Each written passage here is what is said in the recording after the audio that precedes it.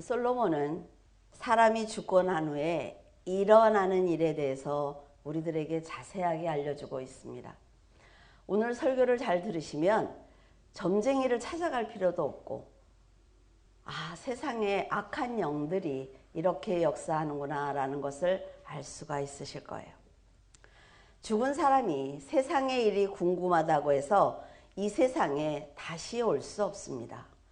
내가 하던 일을 마무리 짓지 못했다고 해도 그 사람은 절대로 세상에 다시 올 수 없다라고 말하고 있습니다.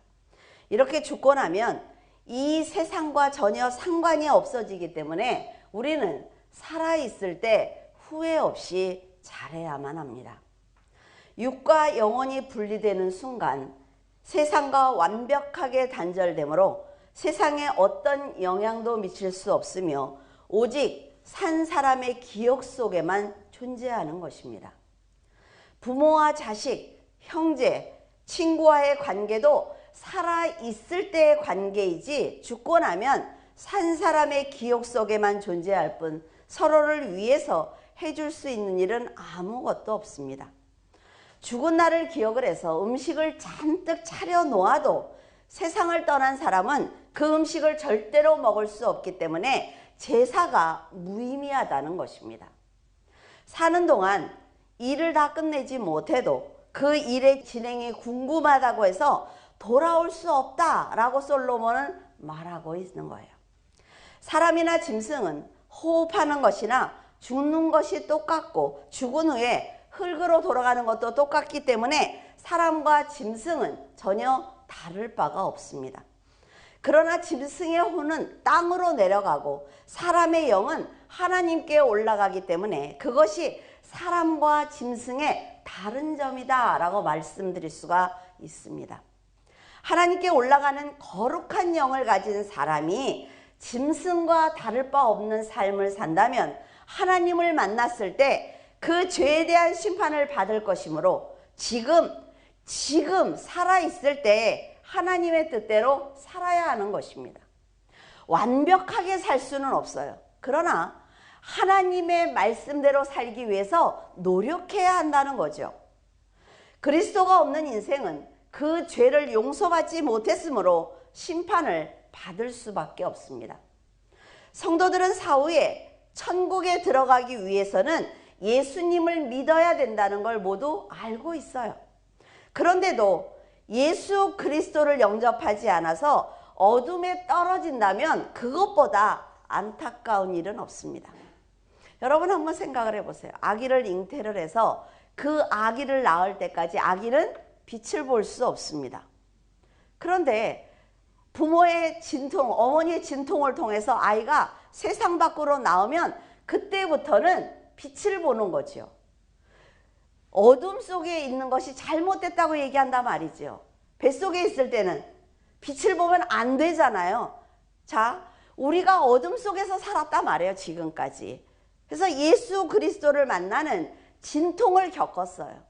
내가 내 삶을 돌이켜야 하고 생각도 바꾸어야 되고 내 신념도 바꾸어야 됩니다.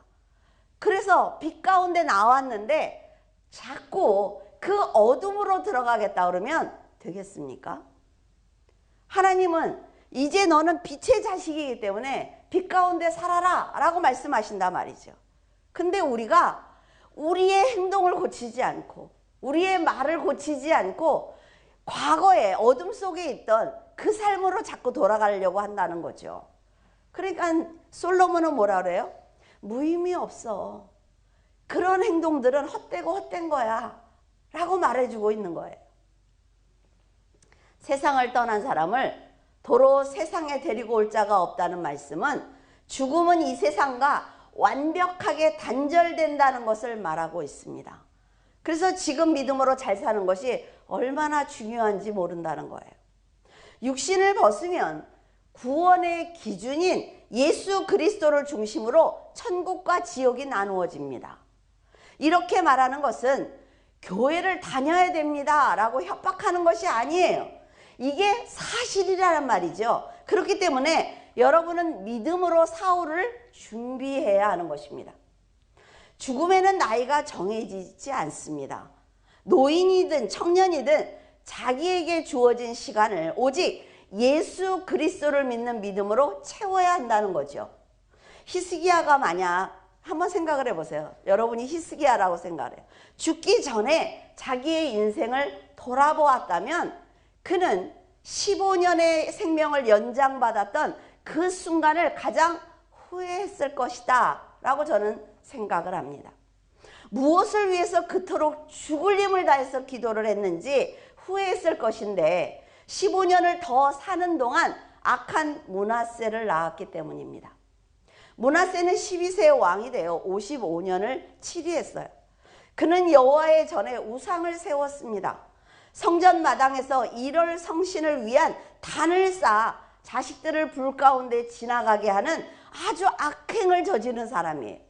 그리고 신접한 자와 박수를 양성해서 우상 숭배를 했고 하나님을 섬기는 무지한 백성들을 참으로 많이 죽였습니다.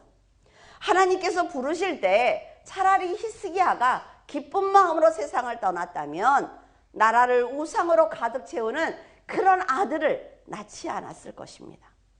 하지만 이것도 히스기야 마음대로 되는 것이 아니라 말이죠. 그러니까 그가 하고 있는 지금 그 후회까지도 헛되고 헛된 것입니다. 지금부터 여러분도 세상을 떠나는 마지막 순간을 맞이했다고 한번 생각을 해보세요. 그리고 지난 세월을 쭉 돌아보세요. 가족을 사랑했기 때문에 내가 그때 그 말을 했는데, 그 행동을 했는데, 그런데 지금 돌이켜보니까 사랑보다는 내 혈기와 자존심을 이기지 못한 감정 표출이었다라는 생각을 하실 수도 있습니다. 온유한 마음으로 용서하지 않고 좁은 소견으로 성숙하게 대처하지 못한 순간도 있었을 것입니다. 배운 지식과 자신의 신념을 지키기 위해서 목숨을 걸 만한 대단한 일이라고 생각을 했지만 돌아보니까 그저 지나가는 하찮은 세상의 일이었구나 라는 것도 깨달으실 것입니다. 헛되고 헛된 일에 목숨을 걸었던 젊은 자신에게 그래 그것은 중요한 일이 아니야 라고 내가 지금 말해주고 싶다 라는 생각도 하실 것입니다.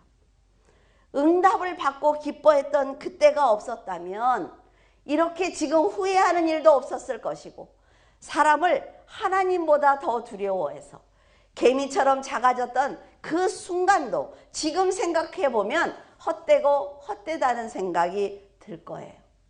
세상을 떠나면 그만인 것을 그렇게 미워하고 혈기내고 아등바등하며 모든 정열을 쏟아부었던 그때 만약 내가 지금처럼 성숙해서 한 걸음 떨어져서 그 상황을 영적으로 판단했다면 내가 조금 더 객관적으로 그 일을 처리할 수 있지 않을까라는 생각도 하실 것입니다. 아무리 화가 나도 그 말은 하지 말걸 후회하거나 더 관심을 가지고 한번 내가 사랑을 베풀어 줄 그랬다라는 후회의 순간도 분명히 있을 거예요. 그때는 최선이라고 생각을 했을 것입니다. 그런데 지나고 보니까 내 자존심을 꺾지 못해서 일어난 일이었구나 라고 생각하실 거예요. 사람이 살아가면서 한두 가지 특별하게 관심을 갖는 일이 분명하게 있습니다. 여러분은 지금 하나님보다 더 관심을 가지고 있는 것은 무엇입니까? 이렇게 허무하게 세상을 떠날 줄 알았더라면 끝까지 믿음을 지키며 곁에 있는 사람을 더 사랑해 줄 걸 그런 후회도 분명히 있으실 거예요. 솔로몬은 죽으면 세상으로 되돌아갈 수 없다는 것을 알았기 때문에 더 쾌락으로 살아온 그 지난 시간들이 후회스러웠던 것입니다. 세상에는 선한 권세자들이 하루아침에 큰 권력과 재력을 잃기도 하고 악한 권세자들이 한 번의 어려움도 겪지 않고 권세와 재력을 가지고 편안히 사는 것을 보기도 합니다. 이렇게 예측할 수 없는 일이 일어나는 것이 바로 우리들의 인생이라 말이죠. 자기 미래에 어떤 일이 일어날지 알 수 없는 사람들이 영원한 하나님의 역사를 측량하지 못하는 것은 아주 당연한 일입니다. 왜? 하나님이 측량하지 못하도록 만드셨다고 아까 본문에 말씀하고 계시잖아요. 우리의 인생은 하나님의 역사를 통해 볼 때 정말 점처럼 미약합니다. 하나님께서 내 인생을 어떻게 이끌어 가실 것인지, 내 인생의 종말을 어떻게 끝내실 것인지 우리는 전혀 알 수 없단 말이죠. 그렇게 사람이 할 수 있는 일은 오직 선을 행하면서 믿음으로 정직하게 살아가는 것뿐입니다. 만약 여러분은 미래에 일어날 수 있는 일을 모두 다 알고 있다면 정말 근심 걱정이 없겠다라는 생각을 하십니까? 그래서 미래를 알아보기 위해서 점쟁이들을 찾아가는 것 아니에요? 만약 사람이 일어날 일을 알고 있는데 그 일을 막을 수가 없어요. 막을 수가 없다면 여러분 얼마나 고통스러울까요? 내가 분명히 그 일이 일어날 걸 알아요. 몇 날 며칠 몇 시에. 근데 그걸 막을 수가 없어요. 그러면요 고통은 배가 될 것입니다. 미래의 일을 안다고 해도 사람은 결국 동일하게 판단하고 결정할 것이기 때문에 사건이 다가올수록 더욱 초조하고 근심만 쌓일 뿐입니다. 사형수가 내가 몇 날 며칠에 사형을 당한다는 걸 알고 있어요. 그럼 그 사람 견딜까요? 그래서 뭐라 그래요? 사형할 때, 집행할 때 안 가르쳐 주잖아요. 그 사람 그 순간에 알려주고 먹고 싶은 것 있어? 마음껏 먹여주고 그 다음에 나와. 끝. 차라리 모르고 가는 게 낫다 말이죠. 그래서 하나님께서는 오늘 하루를 만족하며 살라 이렇게 우리에게 말씀을 하셨어요. 마태복음 6장 34절 그러므로 내일 일을 위하여 염려하지 말라. 내일 일은 내일이 염려할 것이요 한날의 괴로움은 그날로 족하니라. 예수님께서는 내일 일을 오늘 염려하지 말라고 하셨고 내일은 내일 염려하면 되니까 오늘은 오늘로 족하다고 말씀을 하셨어요. 이 말씀대로 하기 위해서는 어떻게 해야 돼요? 내일의 문제를 만들지 않기 위해서 오늘을 잘 살아야 되는 거예요. 내일 일을 염려하지 말라고 그랬으니까 아무 신경도 안 쓰고 막 살아요? 그런 얘기가 아니에요. 오늘 말과 행동을 조심하면서 신중하게 판단하며 살라는 것이죠. 이렇게 문제를 만들지 않는 사람이 내일 일을 염려하지 않는 평안한 삶을 사는 사람입니다. 미련한 사람은 내일의 행복을 위해서 오늘 불행하게 사는 사람이에요. 반면에 내일을 준비하지 않고 오늘을 즐기는 사람도 미련한 사람입니다. 오늘을 만족하는 날로 만들기 위해서는 선한 지혜가 필요합니다. 곁에 있는 사람이 나로 인해 불행하다고 말하는데도 내가 좋은 것만 하는 거지요. 나만을 위해서 사는 거예요. 그러면서 그들의 불행에 상관하지 않는 사람은 자신의 내일을 불행하게 만드는 사람입니다. 자신의 쾌락과 즐거움 그리고 자존심과 혈기 때문에 곁에 있는 사람을 불행하게 하는 이기적인 사람은 하나님께 용서받지 못합니다. 여러분, 내가 오늘 막 살아. 맨날 싸워. 쾌락을 위해서 살아. 그러면서도 나는 주일에 교회 가니까 나는 괜찮아 라고 말할 수 있지만 하나님께서 그를 천국으로 절대로 데려가지 않습니다. 그런 행동을 하는 자체가 예수 그리스도를 믿지 않는다는 증거라 말이죠. 내가 변하지 않는 것이 얘가 예수 그리스도를 믿지 않는다는 증거예요. 그 삶을 버리지 않는 한 입으로 날마다 회개를 해도 하나님께 상달되지 않습니다. 이게 너무나 안타까운 거죠. 여러분 나가서 한번 사람들하고 대화를 해보세요. 나는 교회를 다닙니다. 걱정하지 마세요. 나는 성경도 읽어요. 이렇게 얘기하면서 어때요? 혈기가 꽉 차 있어요.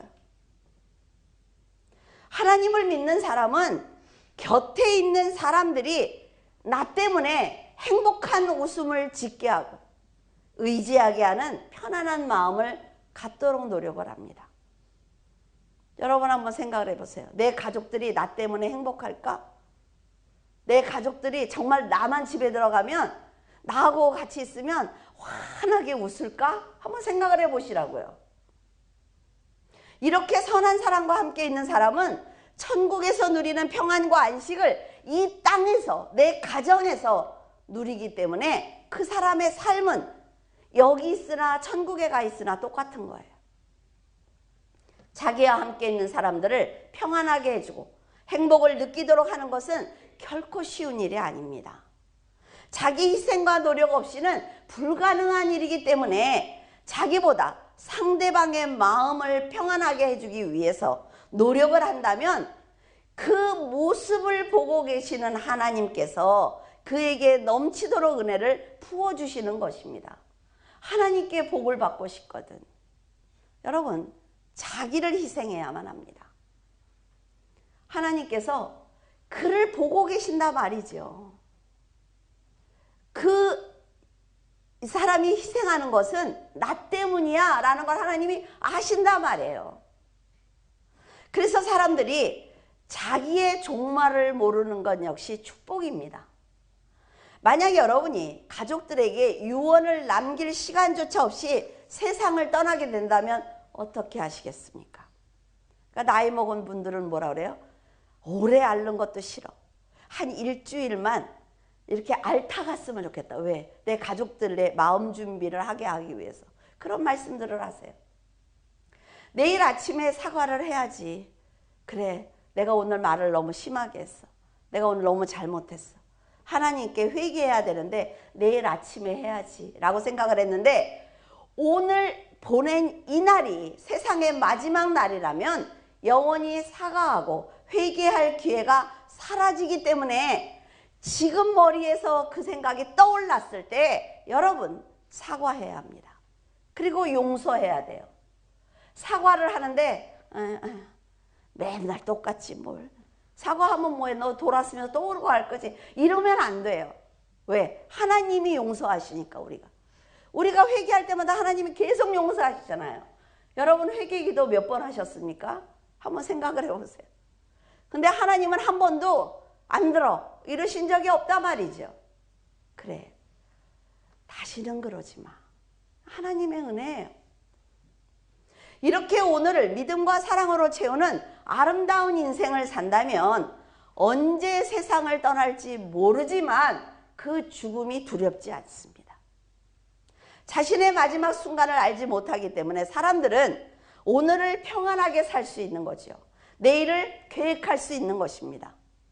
이렇게 자신의 생명을 하나님께 맡긴 사람들은 늘 감사와 기도와 찬양으로 살기 때문에 천국에서 누리는 기쁨을 이 땅에서도 누릴 수 있는 것입니다.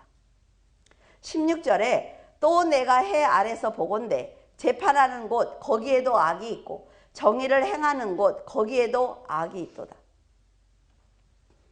그리스도께서는 마지막 날 인간을 심판하시는 공의로운 하나님이십니다. 그리스도의 모든 길은 완전하고 정의로우며 진실하고 거짓이 없어요.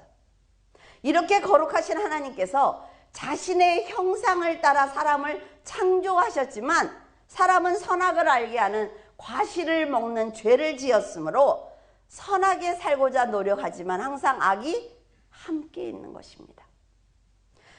공의를 행해야 하는 재판조차도 악을 행하고 있어요. 말씀을 거역했던 인간의 교만이 진정한 선을 행할 수 없게 만들어버리고 말았습니다. 재판은 사회의 밑거름입니다. 그래서 반드시 하나님의 법과 신뢰를 바탕으로 재판을 해야 되는 거예요. 근데 요새 어떻습니까?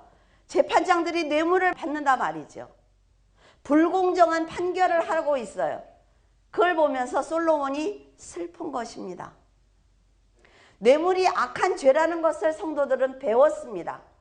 자신들의 능력으로 성공하지 않고 출세를 위해서 뇌물을 사용한다면 죄이기 때문에 분명히 실패합니다. 왜? 하나님이 그를 사랑하신다면.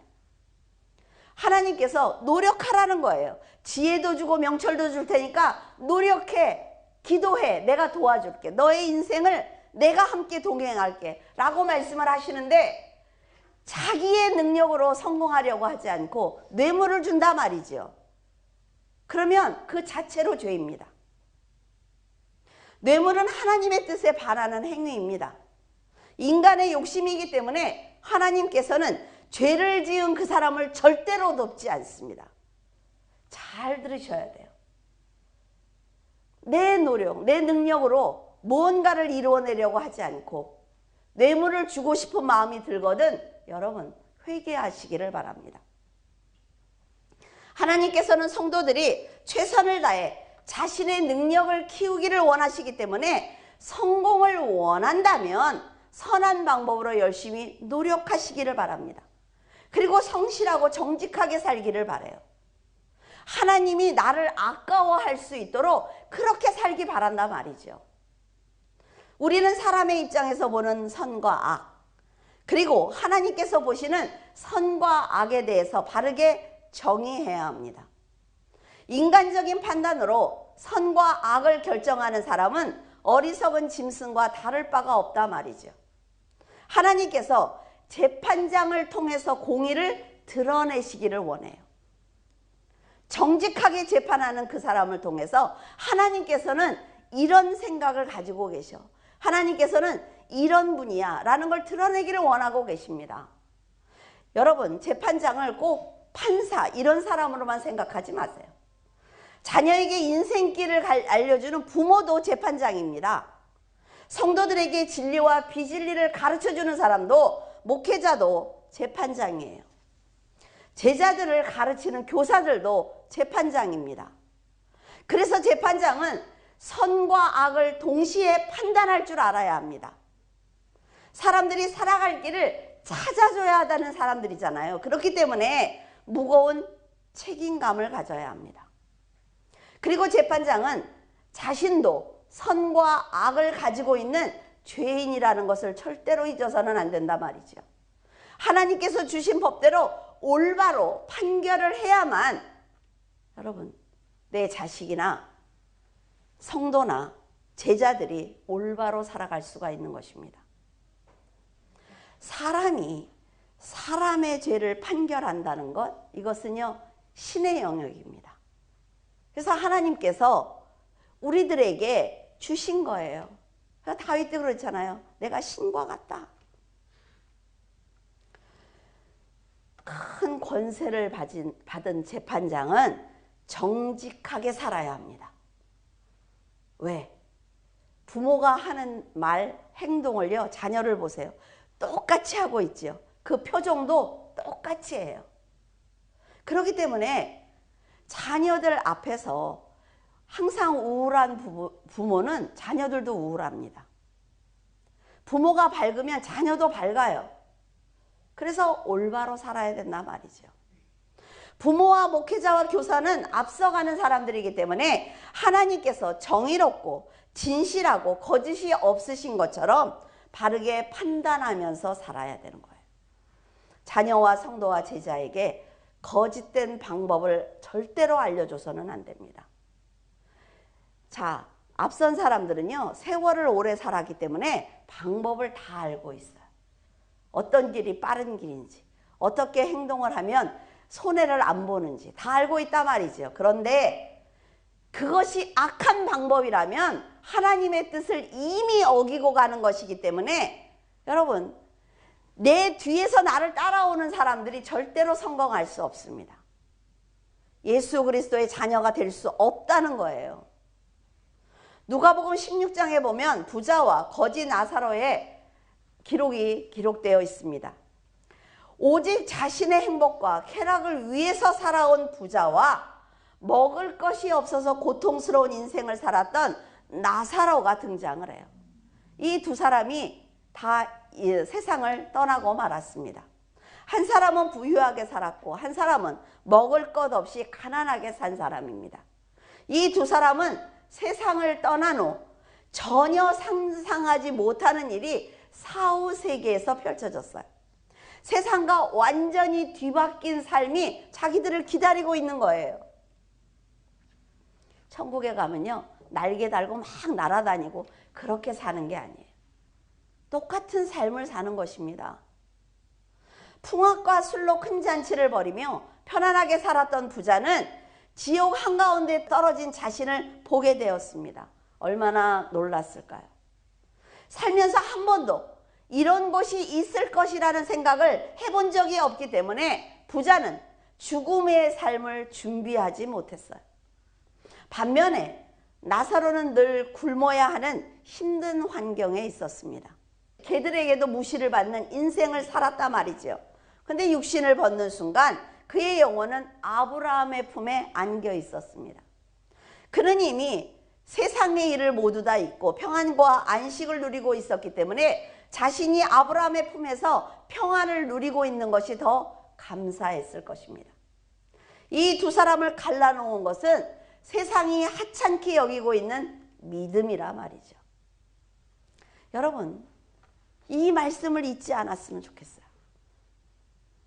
여러분의 사후의 세계를 가르는 것은 여러분이 가지고 있는 믿음입니다. 그러면 그 믿음이 뭐예요? 예수 그리스도를 믿는 거예요. 성육신 하신 예수 그리스도께서 내 죄를 대속하셨다는 걸 믿는 것입니다. 그걸 믿어요, 내가. 그래서 이분이 천국의 주인이라는 것도 믿어. 그러면 어떻게 돼요? 세상의 삶이 바꿔져야지요. 세상의 삶이 바꿔지지 않으면, 내가 하던 행동을 똑같이 하면 안 믿는 거란 말이에요. 무슨 얘기인지 알겠습니까? 부자는 믿음의 사람 나사로가 자기 문 앞에서 굶고 있는 것을 알면서도 짐승에게 줄 음식은 있지만 나사로에게 줄 음식은 없다는 거예요. 안 준다는 거죠. 여러분, 나사로의 고통에 관심이 없기 때문에 양식을 나누어 주지 않는 것입니다. 뭐가 있어요? 그의 마음이 있어요. 마음이 나사로가 불쌍하지 않으니까 안 나눠주는 거예요.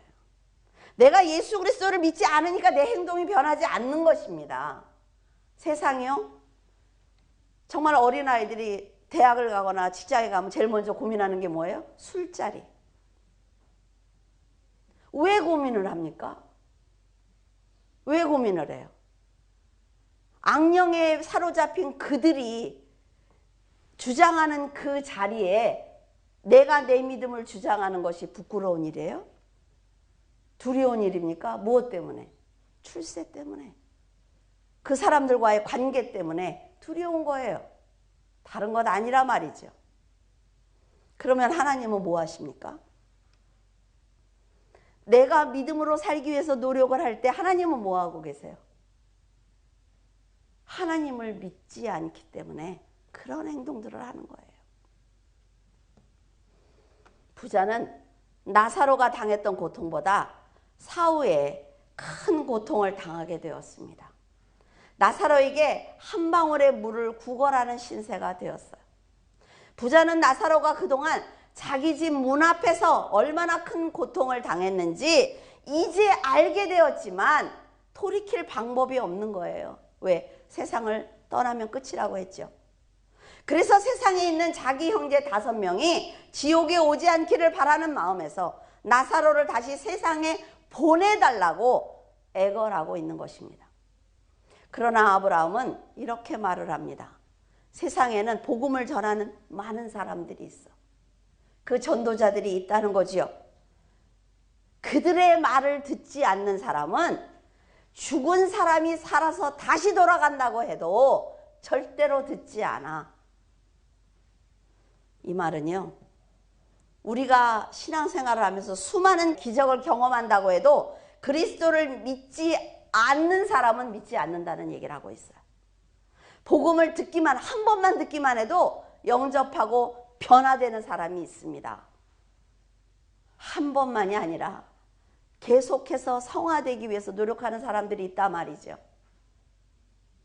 복음을 듣고도 삶이 변하지 않는 사람은 그리스도를 영접하지 않았다는 증거이기 때문에 지옥에 떨어진다는 말을 지금 여러분에게 하고 있습니다.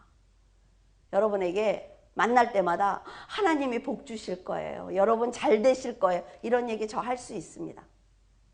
그러나 그 말을 했을 때 여러분이 변화되지 않는다면 그 책임을 다 제가 져야 되기 때문에 저는 싫어요. 저는 그런 책임지기 싫습니다. 여러분들과 함께 천국에 가고 싶죠. 지금 여러분에게 전하는 이 말씀은 경고입니다. 경고. 그러나 믿음으로 선하게 사는 사람들은 노력하지 않아도 예수 그리스도께서 만드신 천국에 다 들어갑니다. 정말 이것이 사실이구나. 천국이 있네. 아, 예수 그리스도께서 이 땅에 성육신하신 게 맞네 라는 믿음을 가진 사람은 특별한 노력을 하지 않아도 천국에 다 들어가요.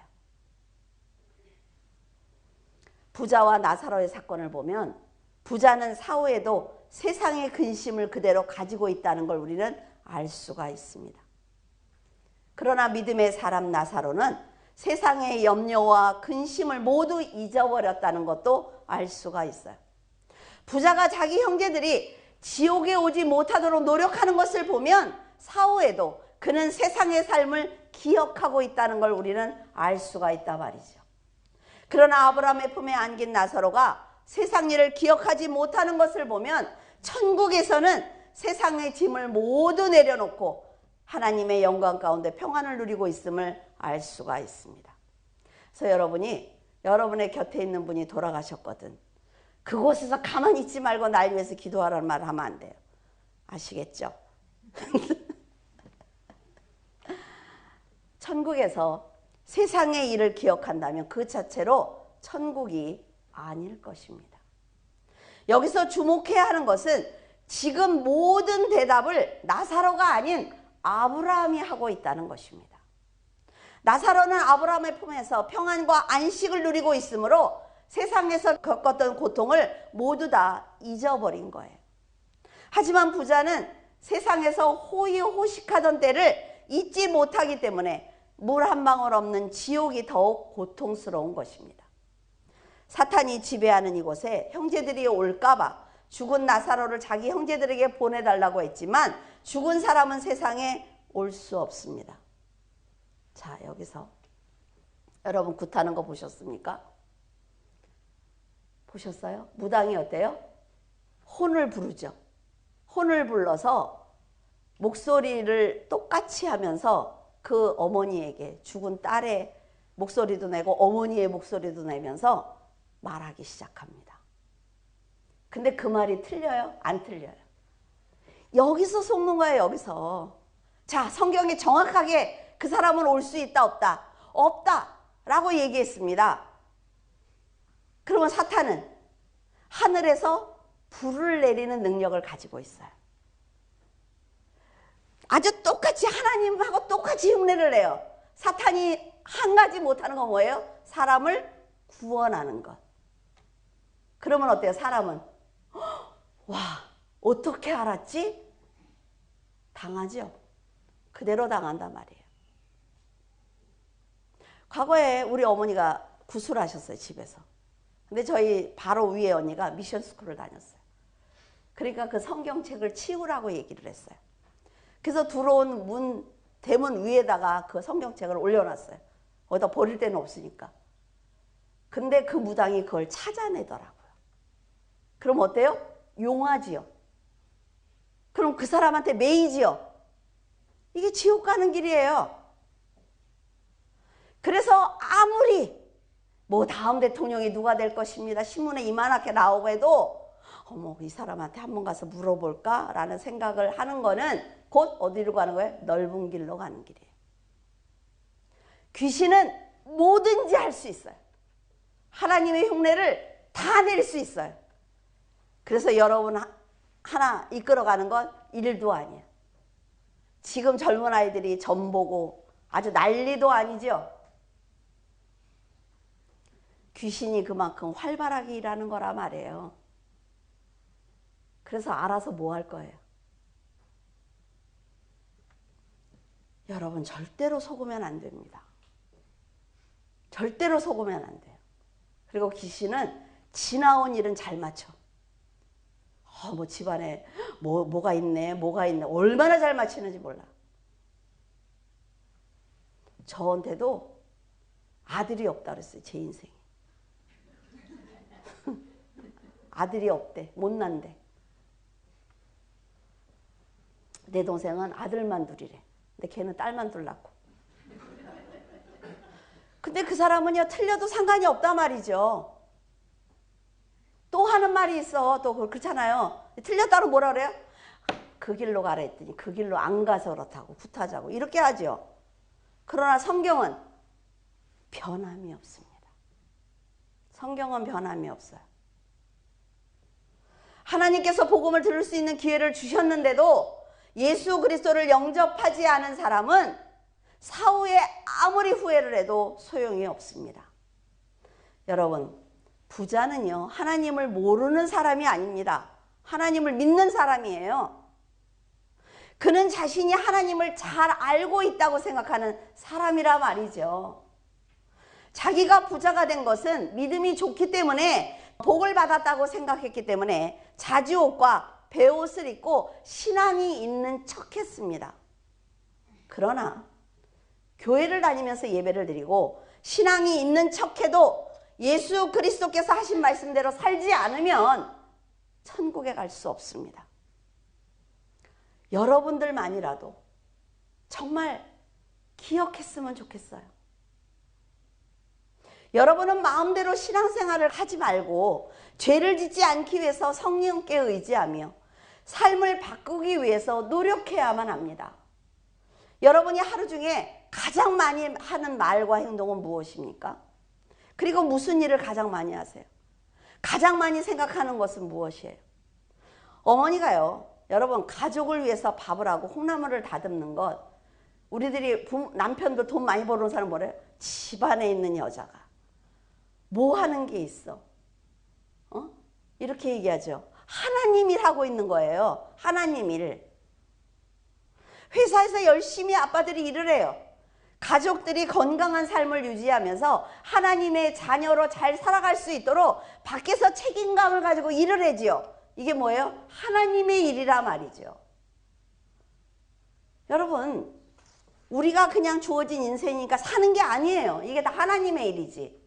정성껏 만든 음식은 사람이 살아가는데 가장 기본적인 것입니다. 그러니까 부모는 사명감을 가지고 가족을 위해서 헌신하는 거죠. 하나님이 주신 사명이라 말해요. 자녀들은 그런 부모님께 감사해야 되는 거예요. 감사하는 마음이 없는 사람은 하나님의 일을 하는 게 아니에요. 이런 사랑과 희생과 감사를 알고 바르게 사는 것이 바로 하나님의 일입니다. 이게 가장 기본입니다. 여기에서 내 생명을 드리고 헌신하는 거지, 이 기본이 안 된 사람들이 하나님을 위해서 순교한다고요? 절대로 못합니다, 여러분. 진심으로 감사하는 마음들이 모인다면 가족들은 행복하게 살 수가 있어요. 이렇게 행복한 가정들, 건강한 가정들이 모여야 교회가 건강한 것입니다. 성도들이 건강한 믿음을 갖는다면 그 누군가는 그 영향을 받아서 예수 그리스도를 영접할 것입니다. 여러분, 그런 성도의 희생을 보신 하나님께서 범사에 감사할 수 있도록 문제를 해결해 주시는 거예요. 하나님께서는 성도들에게 복을 주기를 원하고 계세요. 가지고 계신 것이 너무나 많단 말이죠. 이걸 다 주기를 원하시는데 받을 그릇이 없는 거예요. 받을 그릇이. 오직 나만을 위해서 절대로 나누지 않고. 여러분, 이런 복이 바로 상급이에요. 그리고 사명을 감당한 성도들이 받는 하나님의 은혜입니다. 우리 교회는 무슨 절기니까 헌금 내세요, 감사 헌금 내세요, 일체 말하지 않습니다. 제가 여러분들에게 얘기하는 건 11조 하나예요. 왜? 교회를 운영해야 되니까. 그것이 하나님의 법이니까 어떤 목사님하고 제가 토론 아닌 토론을 해서 여러분에게 말씀드리는 거예요. 왜 11조를 내야 되냐? 그래서 제가 그랬어요. 11조도 못 내는 성도가 성도냐고 그랬어요. 그렇지 않습니까? 천국 가고 싶다면요. 열의 열이 다 하나님 거라고 말을 해요. 하나님이 나에게도 생명을 주셨다고 말을 해요. 다른 교회에서 너무나 많이 거두니까 13가지의 헌금 봉투를 갖다 놓고 성도들에게 계속 돈을 착취하니까 성도들이 헌금하기가 어려운 거예요. 그러나 하나님 것을 하나님 것으로 알고 11조를 드리는 건 난 성도의 본분이라고 얘기를 합니다. 다른 거 안 해도 돼요. 그러니까 그래서 자기 교회에는 11조가 없기 때문에 성도들이 온다. 정상입니까? 정상이지 않아요. 여러분들이 잘 생각을 하셔야 됩니다. 저는 여러분들에게 헌금 내라는 말 하지 않아요. 그러나 하나님의 자녀라면 내가 하나님께 드릴 것을 드리는 그런 자세는 필요하다는 거죠. 여러분, 모든 관계는 살아있을 때만 연결되어 있습니다. 살아있을 때 깊이 사랑하고 품어줘야 되는 것입니다. 그리고 용서하고 나눠줘야 되는 거예요. 그래서 여러분이 유튜브 같은 데 보면 내가 천국에 갔더니 우리 외삼촌이 뛰어나오면서 너는 가라고 그랬다고. 우리 외삼촌이 거기 계신다고 얘기하죠. 이 사람은 뭐예요? 살아있는 거예요. 그래서 이 사람이 알고 있는 그 삶 속에서 연결되어서 얘기하는 거예요. 천국에 가면 하나님을 중심으로 해서 성도로 살아가는 거예요. 이걸 잘 이해하셨으면 좋겠어요. 죽음은 살아있는 사람에게만 영향을 끼칩니다. 그래서 여러분 곁에 있는 사람들에게 복음을 전해야 하는 것입니다. 살아있을 때 들을 수 있기 때문에. 그리고 사랑도 살아있는 사람에게 나눠주는 거예요. 상 차리지 마세요. 묘에 가서 예배 드리지 마세요. 그게 뭐 하는 거예요, 도대체? 이미 다 끝난 관계라는 거예요. 살아있는 사람이 고통스럽고 살아있는 사람이 생각할 때 행복한 것이지 그 관계는 이미 끝난 것입니다. 이렇게 얘기하면 어때요? 되게 매정하지요. 이게 사실이라는 거예요. 이걸 정확하게 알고 있어야 속지 않는다는 거예요. 누가 옆에서 뭐 도를 아십니까로 툭 치면서 집안에 무슨 일이 있겠어요. 그러면 그냥 호다닥 따라가고 그냥. 그런데 성경을 정확하게 알면 거짓말이라는 것이 금방 분별되죠. 여러분들은 성경대로 살아가시기를 부탁을 드립니다. 기도하겠습니다. 전능하신 하나님, 하나님의 위대하심과 무조건적으로 주시는 사랑에 깊이 감사를 드립니다. 독생자를 저희들을 위해서 이 세상에 보내셨지만 저희들은 그 감사를 잊고 자신을 위해서 살고 있습니다. 흙으로 빚은 이 육신을 벗고 나면 이 세상에 살았던 모든 흔적이 사라지지만 저희들은 그 흔적을 위해서 지금도 헛된 시간을 보내고 있습니다.